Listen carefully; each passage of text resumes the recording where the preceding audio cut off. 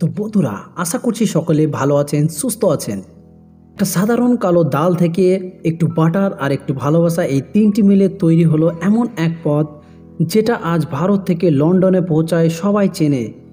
নাম তার দাল মাখনি। কিন্তু তুমি কি জানো এই বিখ্যাত খাবারের জন্ম হয়েছিল এক ছোট্ট রেস্টুরেন্টে, আর সেটাই আজ বিশ্বজুড়ে ব্র্যান্ড।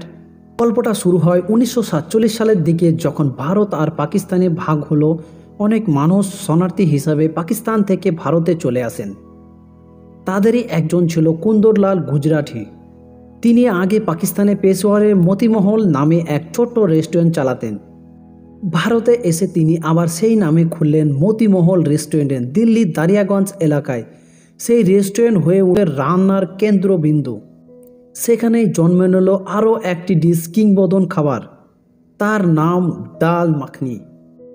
কুন্দরলাল একদিন বাকি পড়ে থাকা উড়োর ডাল নষ্ট হতে দেখে তিনি চাইলেন এটিকে ধীরে ধীরে টমেটো আর বাটার ক্রিম দিয়ে রাতভর ফোটালেন। ফলাফল এক নতুন স্বাদ, সেটা আগে কখনো কেউ দেখেনি, কেউ খায়নি। এই ধীরে ধীরে রান্না করা ডিশটি হলো অর্থাৎ ডাল মাখনি।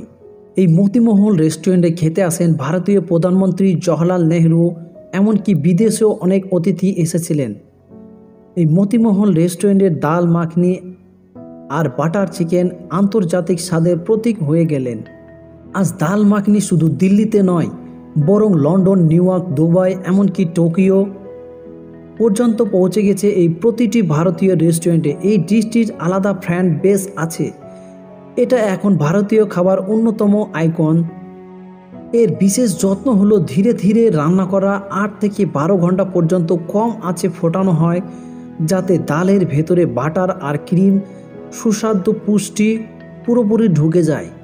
ডাল মাখনি শুধু এটা খাবার নয়, এটা ভারতীয় সংস্কৃতি ইতিহাসের এক অংশ। একজন শরণার্থী সৃষ্টিশীলতা থেকে আজ সারা বিশ্বের টেবিলে জায়গা করে নিয়েছে এই ডিশ। তাই পরের বার যখন খাবে মনে রেখো, এটা তোমার সামনে আছে ঐতিহাসিক খাবারের এক গল্প।